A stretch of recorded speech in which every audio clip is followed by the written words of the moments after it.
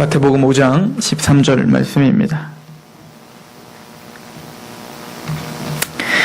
우리 한 목소리로 같이 봉독하도록 하겠습니다. 시작. 너희는 세상의 소금이니 소금이 만일 그 맛을 잃으면 무엇으로 짜게 하리오? 후에는 아무 쓸데없어 다만 밖에 버려져 사람에게 밟힐 뿐이니라. 아멘. 잠깐 기도하겠습니다.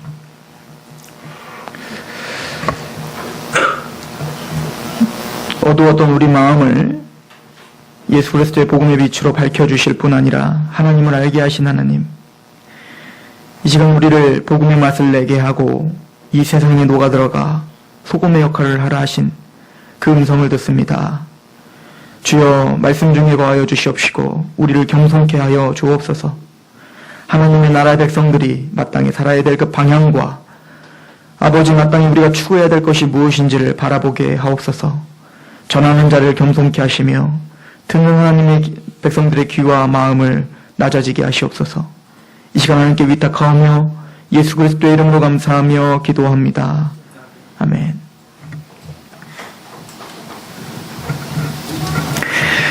제가 요즘에 우리 아이에게 만화를 하나 보여주는 게 있어요. 요즘 아이들 만화를 보면 별 내용이 없어요.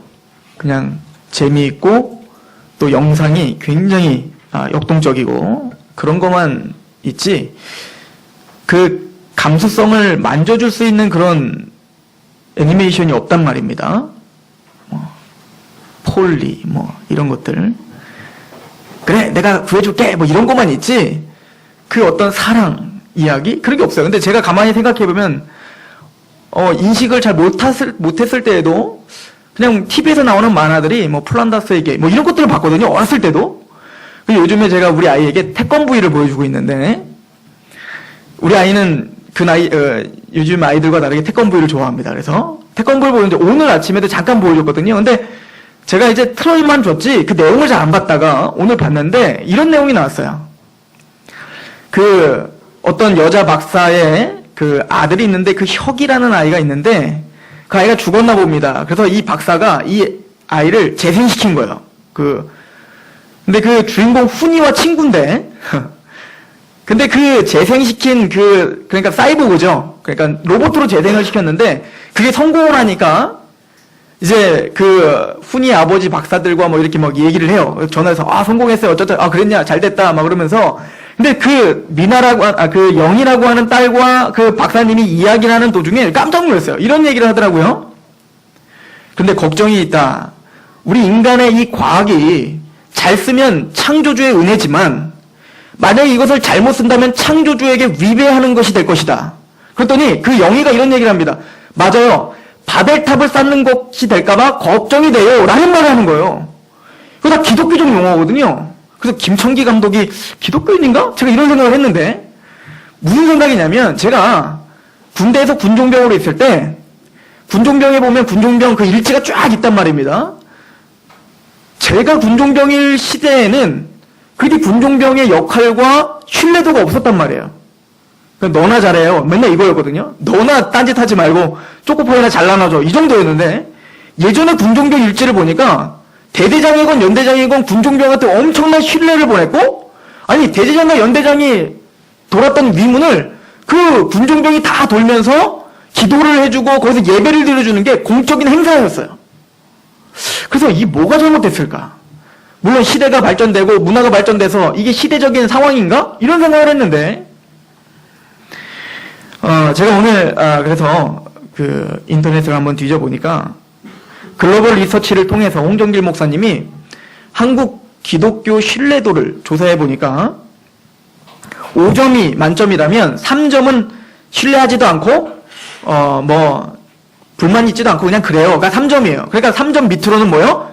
신뢰도가 꽝인 거예요. 그러니까 부정적인 인식이 더 많은 건데, 총점이 5점인데 2.5점이 나왔어요.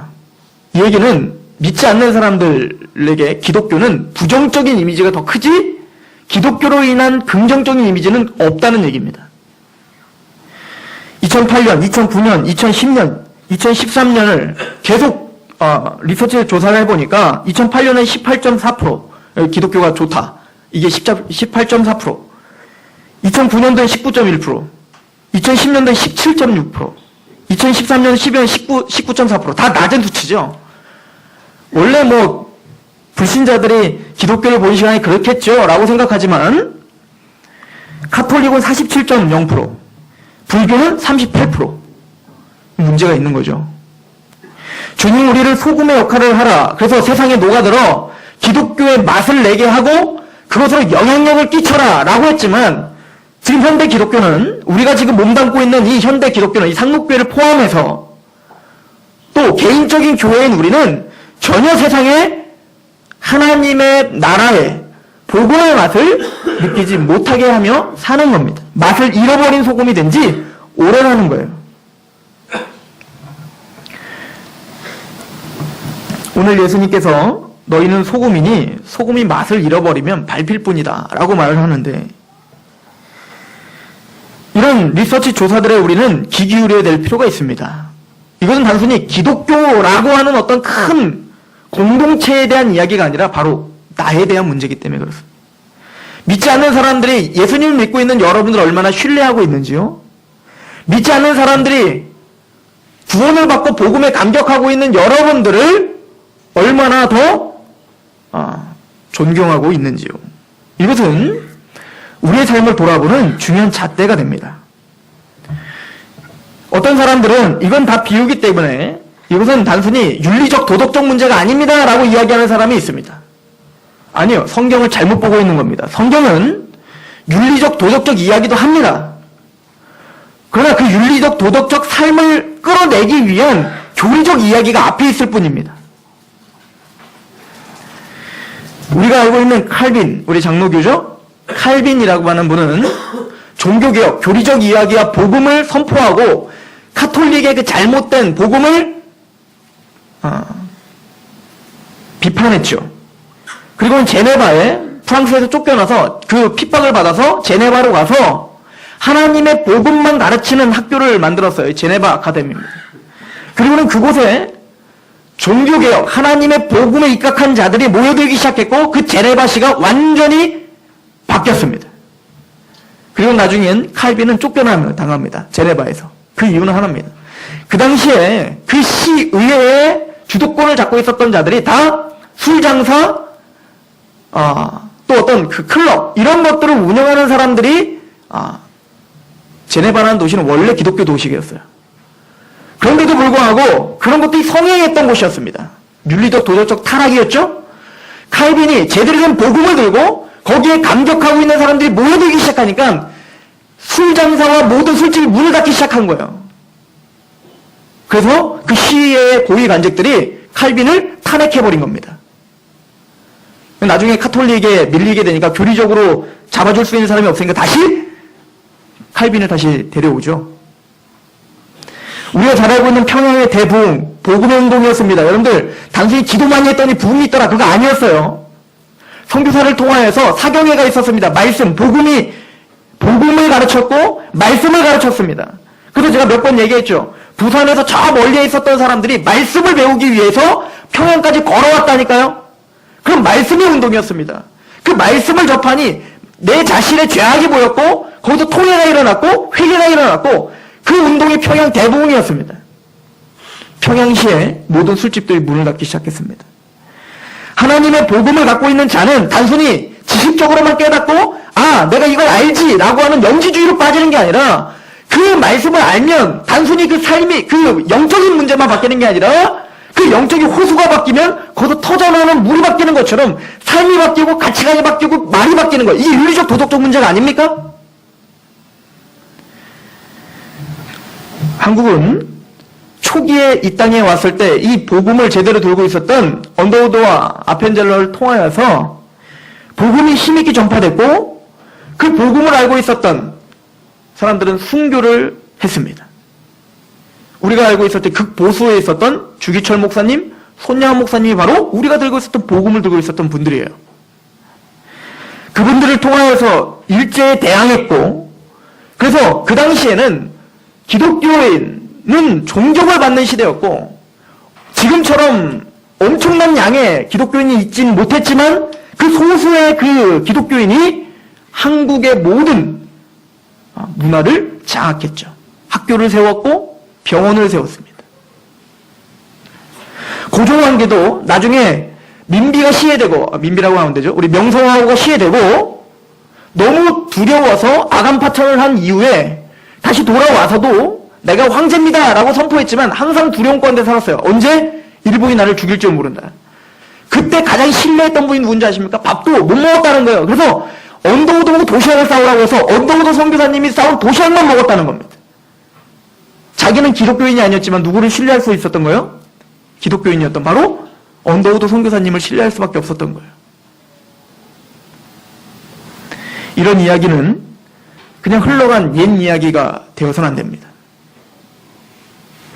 종교는 우리에게 오늘 소금이다라고 말을 합니다. 소금은 그 물에 녹아 들어가 그 물의 산도를 바꾸는 거예요. 그렇다면 주님이 우리를 소금이라 한 이유가 무엇일까? 성경을 통해서 상고해 보면 제가 몇 가지 소금에 대한 성경적 시각, 구약의 시각을 말씀해 드립니다. 레위기 2장 13절 내 모든 소재물에 소금을 치라. 내 하나님의 언약의 소금을 내 소재에 빼지 못할지니 내 모든 예물에 소금을 드릴지니라. 그러니까 하나님께 드려지는 소재물에 뭘 쳐야 돼요? 소금을 쳐야 됩니다. 그리고 뭐라고 표현하냐면 내 하나님의 언약의 소금이라고 말하죠.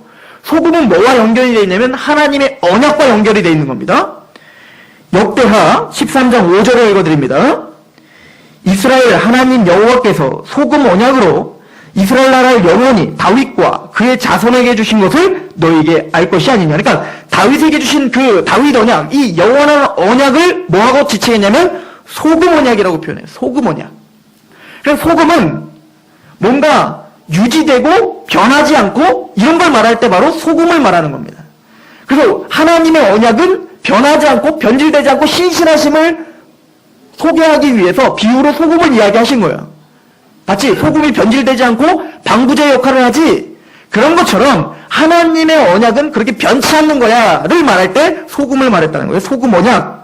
민수기 18장 19절 이스라엘 자손이 여호와께 거제로 드리는 모든 성물은 내가 영구한 몫의 음식으로 너와 내 자녀에게 주노니 이는 여호와 앞에 너와 내 후손에게 영원한 소금 언약이 되니라. 그래서 소금은 언약과 연결되고 뭔가 유지되고 부패하지 않고 뭔가 영원한 것을 가리킬 때 소금을 가리키는 거예요. 또한 소금은 정결함과 거룩함을 상징합니다. 출애굽기 30장 35절인데요.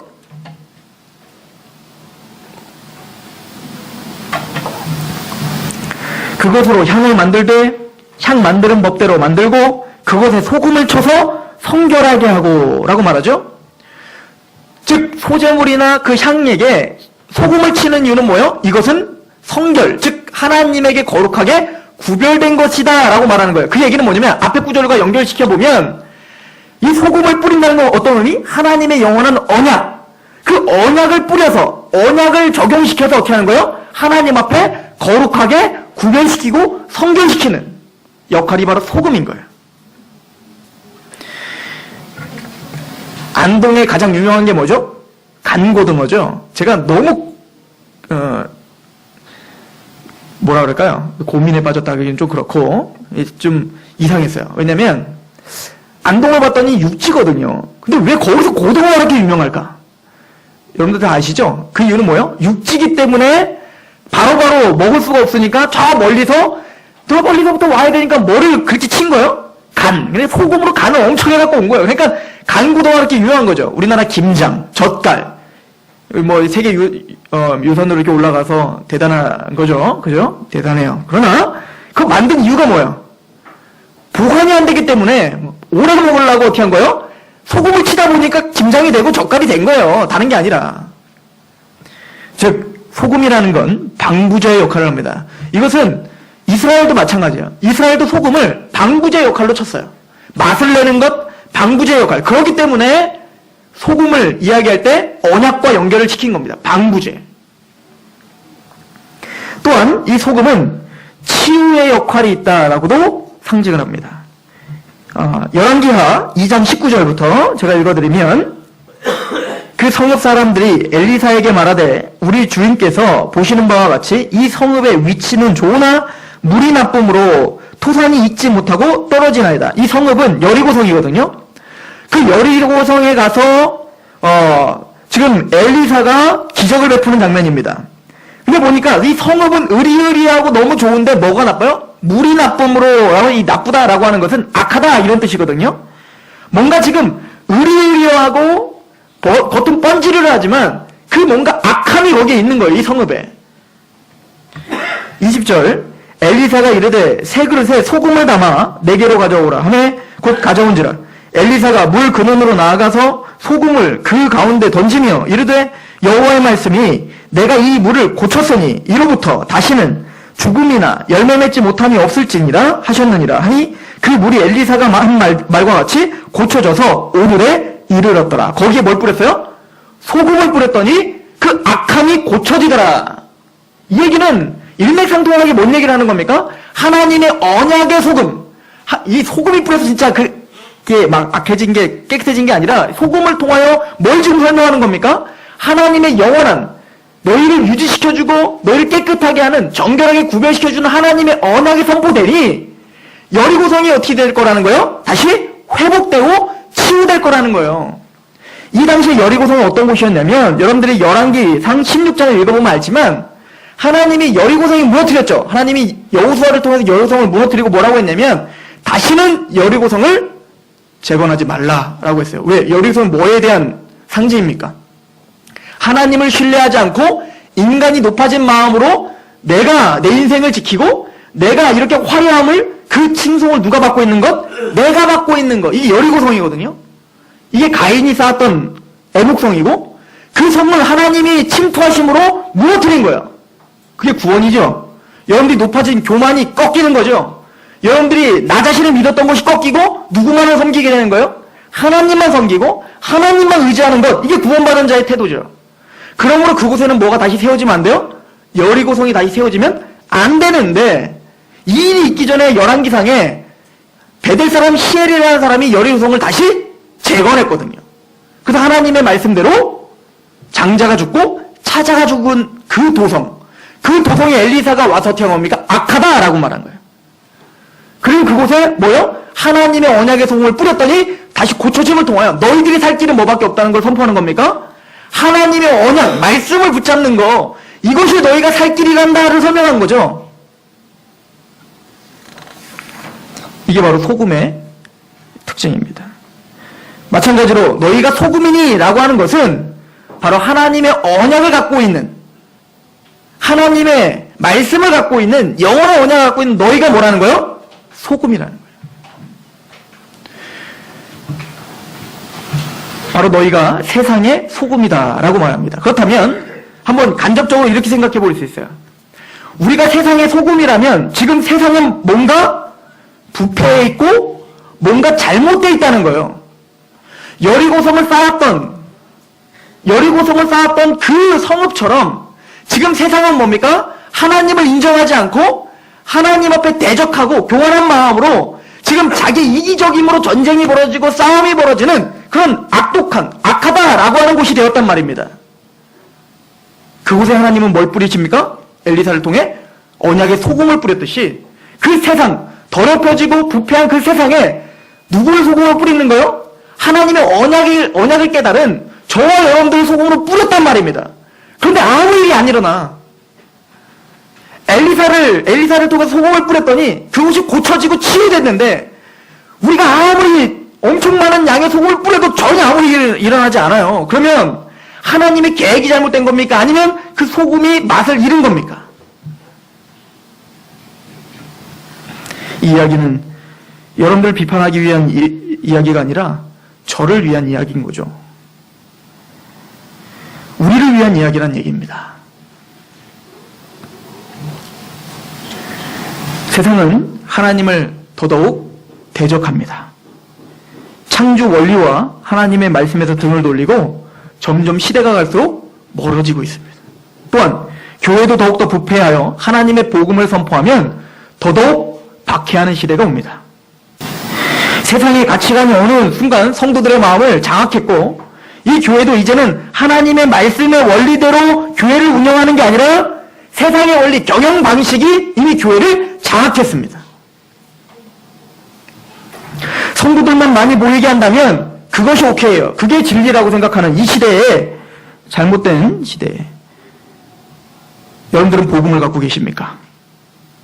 여러분들은 소금이십니까? 이것이 우리가 스스로 우리에게 물어보는, 남에게 물어보지 말고 우리에게 물어보세요. 나에게 물어보시란 말입니다. 우리를 소금이라 비유하신 것은, 소금은 하나님의 은혜를 받고 우리끼리 즐거운 잔치를 벌이라고 소금이라고 말한 게 아니라고요. 우리를 짜게 만드신 이유는, 복음의 맛을 나게 하신 것은 세상에 녹아 들어가야 된다는 얘기인 겁니다. 우리가 팔복을 배웠죠? 팔복의 첫 번째 복부터 여덟 번째 복까지는 하나님이 우리를 어떻게 짜게 만들었는가를 보여준 거예요. 그래서 너희는 세상과 다르단다? 너희는 이 세상의 부유함을 추구하는 게 아니라 심령의 가난함을 추구하고 있지. 너희는 세상의 어떤 기쁨과 희락만을 추구하는 게 아니라 하나님의 말씀 앞에 죄에 대한 통회함과 애통함이 있지. 세상은 네가 더 강해져야 돼, 네가 더 사나워져야 돼, 그래야 세상이 너한테 무릎 꿇어라고 말하지만 하나님의 백성은 온유하라고 말하고 있지.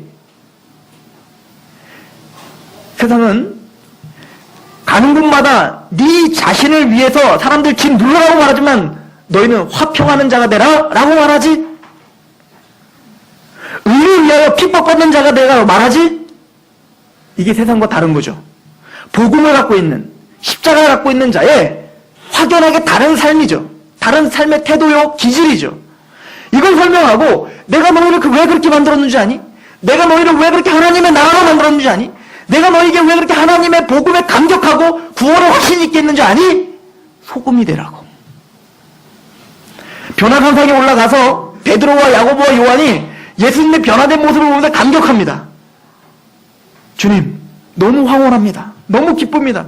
여기 초막셋을 짓고 여기서 살까요? 우리 건 안 줘도 돼요. 엘리야 거, 모세 거, 주님 것만 짓고 우리는 길바닥에서 자도 너무 좋아요. 그게 감격이죠. 그게 우리가 보는 영광이죠. 그게 우리가 보는 천국이죠. 그러나 주님은 우리에게 말합니다. 아니야, 내려가.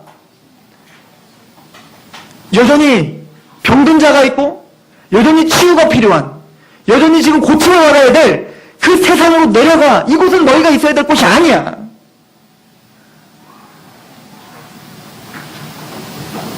우리는 소금이라 세상에서 사시는 겁니다. 세상에서 녹아 들어가 사셔야 돼요. 삶의 방식과 여러분들의 기질과 그 태도를 가지고 그 세상에 녹아 들어가 여러분들의 가정을 변화시키고 여러분들의 세상, 여러분들이 소속돼 있는 그 직장과 그 교회를 하나님의 복음의 맛을 낼 수 있게 몸부림쳐야 돼요. 그렇다고 여러분들이 가면 제네바처럼 확 변화된다, 이거 아니에요. 그건 하나님이 하실 일이지 우리가 해야 될 일은 아니에요. 그러나 적어도 우리는 뭡니까? 맛을 내어 세상에 녹아 들어가는 걸 해야 돼요.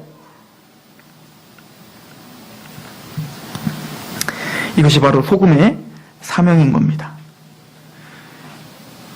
소금은 영향력을 가리키죠. 우리 다음 주에 볼 빛에 대한 것도 바로 영향력입니다. 주님은 구원받은 자에 대한 칭함을 이렇게 말합니다. 너희는 소금이고 빛이고 너희는 그리스도의 향기고 너희는 그리스도의 편지고. 이게 다 뭡니까? 읽혀지고 냄새가 맡아지고 그리고 뭡니까? 맛을 내고 빛을 내고. 이거 다 뭡니까? 세상을 향해 뭔가 영향력을 끼치는 거잖아요. 영향력. 주님의 이 말씀을 존중하시기 바랍니다. 우리는 소금이라 순수한 복음을 통해서 세상에 영향력을 끼치셔야 됩니다. 우리가 팔복을 통해서 배웠듯이 복음이 아닌 것과는, 복음, 죽고 사는 문제가 아니라면 그들에게 최선을 다해서 유익을 구해 주십시오.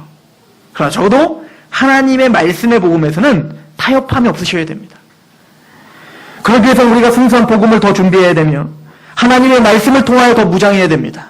이게 바로 소금이 해야 될 일이죠. 또한 소금 언약, 즉 이 복음은 그 어떤 불순물과도 섞이면 안 되는 거예요. 그래서 정확한 복음을 여러분들이 끊임없이 여러분들 것으로 만드셔야 됩니다. 여러분들은 만날 때마다 우리를 화목케 하신 예수님의 십자가가 선포되어야 됩니다. 여러분들이 예수님을 만났더니 어떻게 화목하게 됐는지 그 간증이 있으셔야 됩니다. 단순히 이것은 우리의 체험을 의지하는 것이 아니라 우리 체험조차 하나님의 말씀 앞에서는 굴복시킬 수 있는 용기가 있으셔야 됩니다. 여러분들 체험이 중요한 게 아니고 하나님의 약속, 그 소금 언약이 중요한 거예요.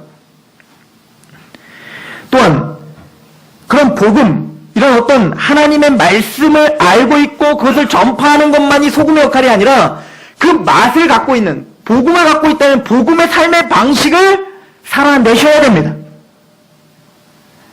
이건 열매입니다. 잘 보세요. 골로새서 4장 6절, 너희 말을 항상 은혜 가운데서 소금으로 맛을 낸 것과 같이 하라. 그리하면 각 사람에게 마땅히 대답할 것을 알리라. 사도 바울은 항상 서신의 절반은 교리에 대한 이야기를 합니다. 십자가, 복음, 부활, 승리, 교회, 교리에 대한 이야기를 반드시 서신의 마지막은 삶에 대한 이야기를 합니다.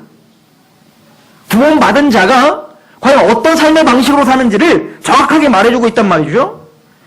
그 과정에서 이런 얘기를 하는 거예요. 너희 말에 대한 이야기를 하는데, 말을 항상 은혜 가운데 소금으로 맛을 낸 것 같이. 즉 무슨 얘기입니까?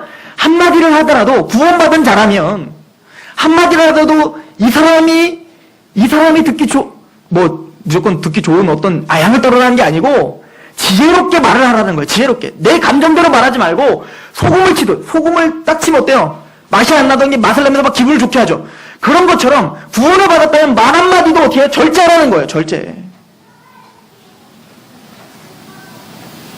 은혜 가운데 소금으로 맛을 낸 것과 같이 하라. 그리하면 각 사람에게 마땅히 대답할 것을 알리라. 이거는 지금 말에 대한 이야기를 한마디 했지만 우리 삶의 전체를 말하는 겁니다.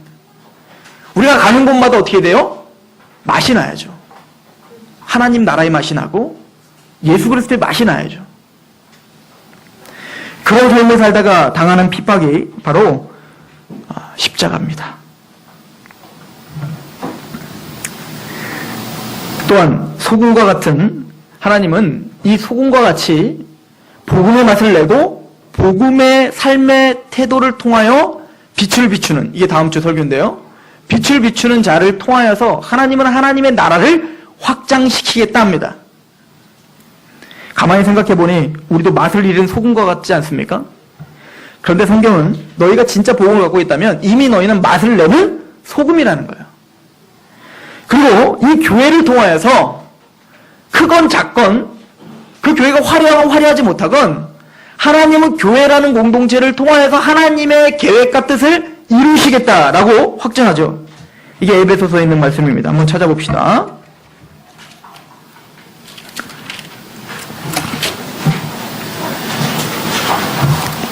에베소서 1장을 가보십시오.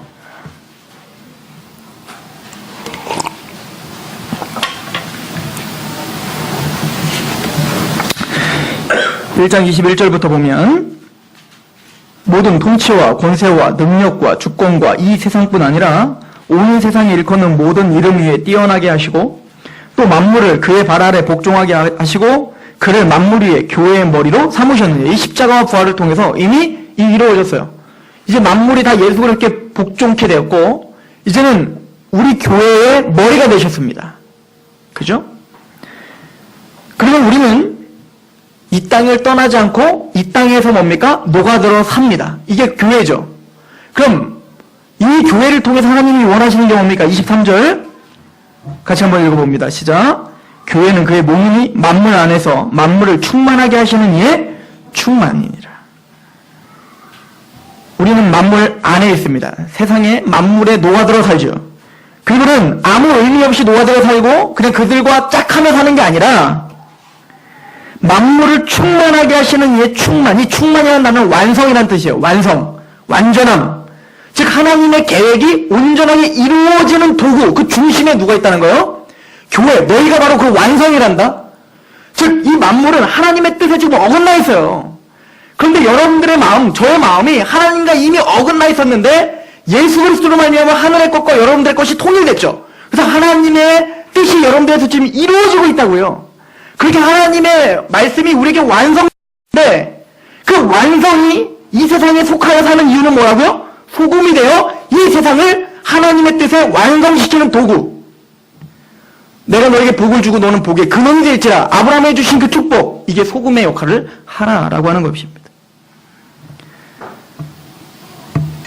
저는 오늘 말씀을 통하여서 복음을 갖고 있는 산상수훈의 팔복을 다시 한번 묵상하시길 소망합니다. 내가 심령이 가난한가? 애통했는가? 화목해하는 자인가? 그런 하나님이 주신 그 산상수훈의 그 복음의 하나님 나라의 기지를 다시 한번 묵상하시고, 이렇게 복음을 갖고 있는 내가 이제는 그 목적이 어디 있다? 이 세상 가운데 녹아들어가 영향력을 끼치는 데 있다. 무엇을 위해? 하나님의 뜻을 이루는 도구로 사용되기 위해. 물론 하나님이 하십니다. 그러기 위해서는 그럼 소금처럼 어떻게 맛을 내야 되죠? 복음을 갖고 있는 사람이 어떤 삶을 살죠가 이제 산상수훈 전체에서 이제는 뭐 하는 거예요? 설명한 거예요. 구체적으로. 우리가 그렇게 살기 싫어서 문제지. 먹든지 마시든지 무엇을 하든지 하나님의 영광을 위하여 하라. 그 예배자의 삶이, 소금의 삶이 저와 여러분들에게 다시 회복되시길 소망합니다.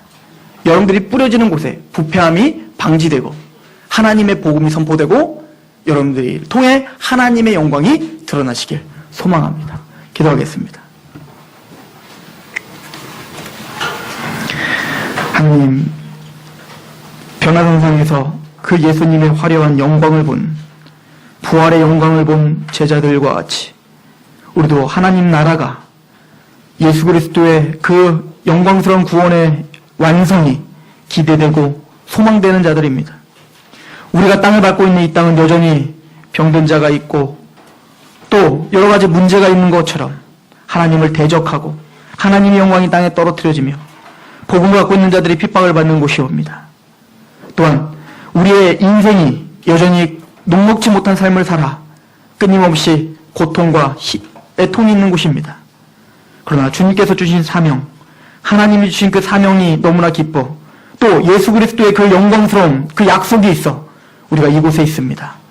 주여, 우리 성도들을 붙잡아 주시고 복음의 맛을 잃어버리지 않도록 붙잡아 주시며 그 복음을 갖고 있는 삶을 정말 하나님의 그 짠맛이 난, 복음의 맛이 나는 그런 하나님 나라의 백성의 삶의 원리가 우리 몸속 깊이 아버지 인쳐질 수 있도록 우리를 불쌍히 여겨주시고 인도하여 주옵소서.